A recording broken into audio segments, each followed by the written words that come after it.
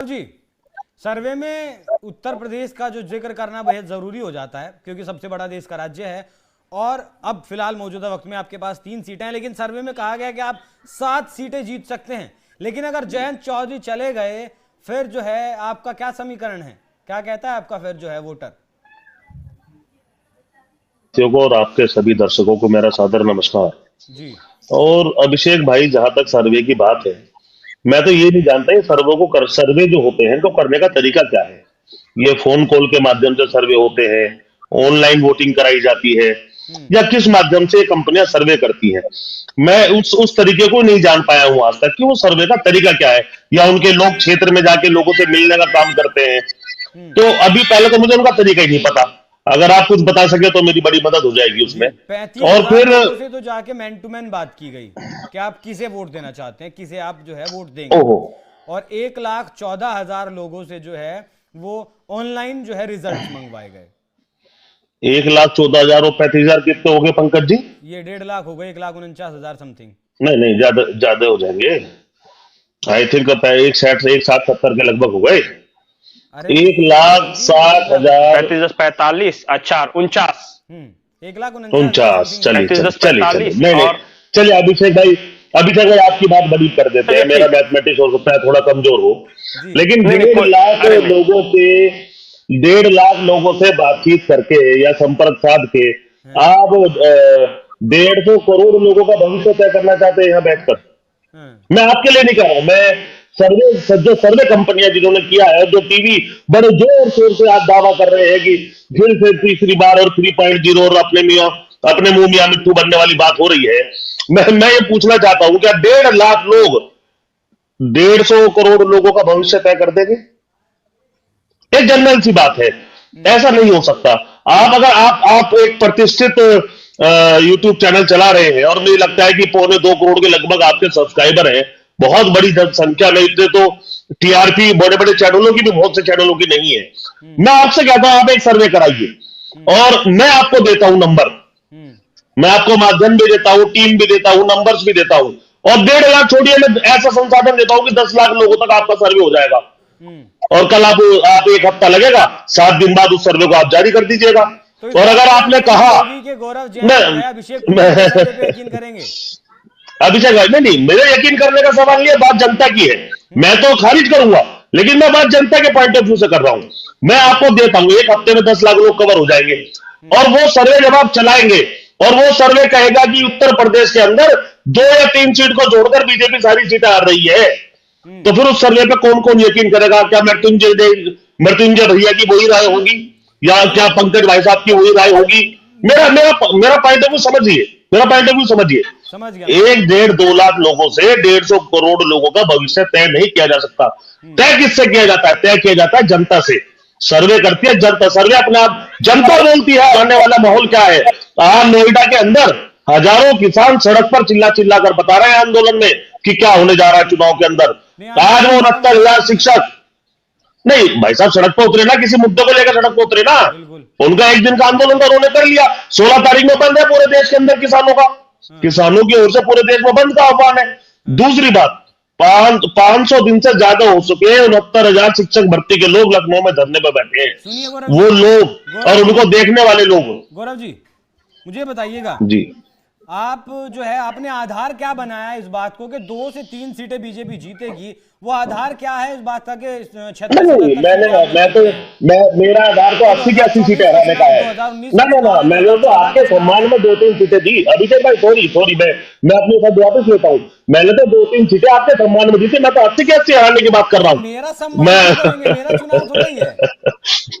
पंकज जी का सम्मान, चलिए आप तो छोटे भाई हमारे, पंकज जी के सम्मान में मैंने दे दी। मैं तो 80 के 80 हरा रहा हूं। मेरी अगर आप बात करोगे, मैंने तो फॉर एग्जांपल ये कहा था कि अगर आप सर्वे करें, सर आधार देखिए आप मैं बताता हूं, आधार देखिए डिपेंड करता है कि आप किन लोगों के बीच में गए।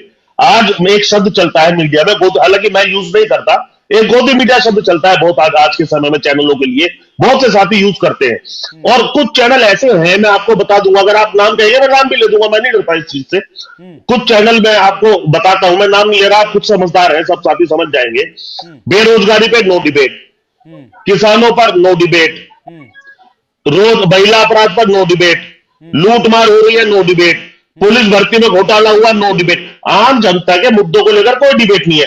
वो तो ऑफ सीजन में भी, ये चुनाव तो राजनीतिक लोगों का सीजन है ना, जब चुनाव नहीं होते ऑफ सीजन में भी इन्हीं मुद्दों पर चर्चा करते हैं। आप उन चैनलों पर चलने वाले सर्वे को लेकर आप आज डिबेट कर रहे हैं, मुझे नहीं लगता उन सर्वे का कोई ऑथेंटिकेशन है, कोई क्रेडिबिलिटी नहीं होगी। ठीक है गौरव जी, मृत्यु देखिए, ये हमारे भाजपा के साथी प्रवक्ता, अधिकतर प्रवक्ताओं की एक बड़ी खूबी मुझे बड़ी पसंद आती है। ये भाजपा के हमारे साथी प्रवक्ता लोग बड़ी लच्छेदार बातें करके एक माहौल डिबेट के अंदर बनाने का प्रयास जरूर करते हैं। मैं कह रहा हूं, तरीका मृत्युंजय भाई से, रणनीति मृत्युंजय भाई की, और सर्वे मेरी टीम का, और उस सर्वे को आप टीवी पर चलाइए, अपने चैनल पर चलाइए, और मैं जानना चाहूंगा कितने साथी लोग उस पर यकीन करेंगे। और मृत्युंजय भाई के मुंह से उस सर्वे की भी मैं तारीफ और विश्वसनीयता इसी प्रकार से सुनना चाहूंगा जैसा आज मृत्युंजय भाई ने सी वोटर के सर्वे के लिए कहा है। गौरव जी चलिए, पंकज जी, चंडीगढ़ का उदाहरण क्यों नहीं आप दे रहे हैं जो वीडियो में लाइव आ गया? अरे मैं बताता हूँ, अच्छा एक बात बताइए, नहीं चलिए, बड़ा लंबा हो गया है, वो एक ही बिंदु पे लंबा चला गया। गौरव जी आपने उन पर बुलडोजर चलाया क्या? गौरव जी, जो चंडीगढ़ गोपाल जी आप ही के साथ ही हैं, गोपाल जी आप ही के साथ हैं। देखिए, पंकज भाई बड़े तथ्यात्मक बिंदु बहुत सी बार रखते हैं, लेकिन मैंने कल भी कहा था, कभी कभी तथ्यात्मक बातें, बहुत अच्छे वरिष्ठ पत्रकार हैं, बहुत कम साथी ऐसे देखने को मिलते हैं डिबेट में, लेकिन वो तथ्य रखते रखते कभी कभी बैटिंग दूसरी तरफ से करने लग जाते हैं, तो मुझे बड़ा आश्चर्य होता है। ऐसे लोग अगर न्यूट्रल रह के बात करेंगे पूरी तरह, मैं आपकी बात को गलत नहीं कह रहा, मैं बताता हूं सर, मैं बताता हूं। देखिए, जहां तक बात है ईवीएम पर संशय की, सबसे पहला संशय तो 2014 में तभी हो गया था जब नरेंद्र मोदी जी ने विपक्ष में रहते हुए ईवीएम पर बहुत बड़ा सवाल खड़ा किया था। लगातार कई वीडियो नरेंद्र मोदी जी की है जिस पर वो लगातार ये बात बता रहे हैं कि ईवीएम विश्वस्त संसाधन नहीं है, इसको मैनेज किया जा सकता है। और आज जब वो जीत रहे हैं तो उनका सारा संशय खत्म हो गया, ईवीएम विश्वस्त संसाधन है। आप एक बात समझिए, जो देश टेक्निकल टीमें हमसे कहीं ना कहीं आगे हैं, उन लोगों ने ईवीएम पर संशय जाहिर करते हुए उसको बैन कर दिया अपने देश में। जहां जो इसके जनक हैं ईवीएम के, वो लोग अपने देश में ईवीएम से चुनाव नहीं कराते, पहली चीज। तो जब वो लोग नहीं कराते तो कहीं ना कहीं कुछ तो गड़बड़ है। वो गड़बड़ क्या है, वो हम सबको मिलकर ढूंढनी पड़ेगी, टेक्निकल लोगों को उसका प्रयास करना पड़ेगा, क्योंकि गड़बड़ तो कुछ है जो लोग कहते हैं। गोपाल भाई, मेरा दूसरा हिस्सा बता दीजिए, मेरे जवाब का दूसरा हिस्सा बता दीजिए। चुनाव आयोग की मैं बात बता, चुनाव आयोग पर 2 वजह से सवाल आज खड़ा हो रहा है। मैं कभी भी संवैधानिक संस्थाओं पर सवाल नहीं करता, लेकिन चूंकि खड़ा हो रहा है तो बोलना पड़ेगा। बात लोकतंत्र की है। पहला ये कि चुनाव आयोग में सीजीआई जब सदस्य होते थे चुनाव आयुक्त को नियुक्त करने के लिए, उनको क्यों हटाया गया सरकार के द्वारा? अपने लोग उसमें ज्यादा भर्ती क्यों किए गए उस कमेटी में जो चुनाव आयुक्त को चुनेगी? कहीं ना कहीं घोटाला है, कहीं ना कहीं कोई मोनोपोली, कोई तानाशाही करने का इरादा है, इसलिए वहां पर अपनी मोनोपोली तय की गई। दूसरी चीज, उसको हमने उदाहरण देखा चंडीगढ़ में, संसद कानून बना। नहीं, मैं जवाब देता हूं, मैं जवाब नहीं, मेरा दूसरा हिस्सा नहीं, गौरव मैं पूरा कर लूं, एक सेकंड में एक बात और कह लूं, फिर मैं आपका सवाल लूं। तीसरी बात, चंडीगढ़ में जिस तरह लोकतंत्र की हत्या हुई और माननीय सुप्रीम कोर्ट ने उस पर कितनी तंग टिप्पणी की, तो ये सारे सर्कमस्टांसेस जो हमारे सामने लगातार आ रहे हैं, ये इस तरफ संशय जरूर पैदा करते हैं कि कहीं ना कहीं लोकतंत्र खतरे में है और उसको बचाना है, तो ये बात चर्चा करनी पड़ेगी। ठीक है, ये सर्वे से काम नहीं चलेगा। नहीं, मैं ये कह रहा था कि मेरा दूसरा हिस्सा मैं ये कह रहा था मेरा दूसरा हिस्सा नेताओं के छोड़ने पर है। मैंने ये बोला था कि नेता लोग को सबसे पहले पल्स का पता होता है। 411 नेता कांग्रेस से छोड़ के गए हैं, 411। आज ही मल्लिकार्जुन खड़गे जी ने प्रेस कॉन्फ्रेंस की है और जयराम रमेश ने प्रेस कॉन्फ्रेंस में यह बताया है कि हमारी पार्टी में अनुशासनहीनता है, कोई भी कुछ भी बोल देता है। अब ये तो कोई चुनाव आयोग या ईवीएम नहीं बोल रहा, ये तो पार्टी के बड़े वरिष्ठ नेता है वो बोल रहे हैं ना। ये बात ठीक है, मैं इस पर आपका जवाब देता हूँ। अभी 2022 से पहले कितने नेता हमारी पार्टी में, कुछ मीडिया ने क्या प्रेडिक्शन किया था और क्या हुआ? कितने लोग बीजेपी को छोड़कर कांग्रेस में ज्वाइन किए, पता है आपको? देखिए, आप मुझे पंकज जी एक बात बताइए, गोपाल जी, लोकतंत्र में जहां जनता राजा हो, गोपाल भाई एक मिनट मेरा विरोध है प्लीज। पंकज जी मुझे एक बात बताइए, आप लोकतंत्र में जहां जनता राजा हो, वहां सरकारें जनता के मत से चुनी जानी चाहिए या नेताओं के रुख से? बात जनता के मुद्दों की होनी चाहिए। नेता किस पार्टी को पसंद कर रहा है उससे होनी चाहिए। बहुत सारे लोग 2022 से पहले समाजवादी पार्टी में आए, किस किस पार्टी को छोड़कर आए। बहुत सारे साथी कांग्रेस में शामिल हुए, बहुत सारे साथी लोकदल में शामिल हुए। तो क्या हम लोग सरकार बना लिए क्या? देखिए मेरा इसमें मत क्या है, बात और चर्चा और रास्ता, एक नैरेटिव जो सेट होना चाहिए वो जनता के मुद्दे पर होना चाहिए। मेरा सवाल कल भी यही था, कल की डिबेट में अभिषेक भाई और आप और हम साथ थे। मैंने कल भी कहा था, जब आपका छात्र सड़क पर, नौजवान सड़क पर, किसान सड़क पर, महिलाएं सड़क पर, बेरोजगार सड़क पर, आप एक तरफ तो कह रहे हैं देश में सब चंगा सी, और देश में हर वक्त सड़क पर आंदोलन होते हैं, तो चंगा क्या है, मुद्दे क्या है? जब पूरा देश सड़कों पर खड़ा होकर बात कर रहा है तो सरकार कैसे बना पाएंगे? मेरा जवाब जी लास्ट, मैं बिल्कुल सहमत हूं गौरव जी के बात से, बिल्कुल सहमत। लेकिन में क्या जी गौरव जी 30 सेकंड में जवाब दीजिएगा, फाइनल कमेंट के साथ दीजिएगा। अगर जयंत चौधरी जाते हैं एनडीए के साथ, और जिस तरीके से खबरें ऐसी हैं कि कांग्रेस और बीएसपी की भी बातचीत अंतिम दौर में है, तो समाजवादी पार्टी कहां खड़ी है उत्तर प्रदेश में? देखिए अभिषेक भाई, आज तो मेरे साथ बड़ा अन्याय होगा, मुझे अपनी बात रखने के लिए पर्याप्त समय शायद नहीं मिल पाया, और बड़ी बातें जो आनी चाहिए थी मेरी नहीं आ पाई। मैं एक सवाल के साथ अपनी बात रखूंगा। मेरा पंकज जी से एक छोटा सवाल है और फिर मैं अपनी बात रख दूंगा। पंकज जी मुझे बता दीजिए, जो चुनाव आयोग की नियुक्ति कमेटी है, इसमें कौन कौन लोग हैं फिलहाल आज की तारीख में? कौन कौन लोग उस कमेटी में है? एक कानून मंत्री, एक सत्ता पक्ष और एक विपक्ष से। मतलब 2 आदमी हो गए आपके सरकार के और एक विपक्ष का। बिल्कुल, यही तो कहना चाह रहे हैं ना आप?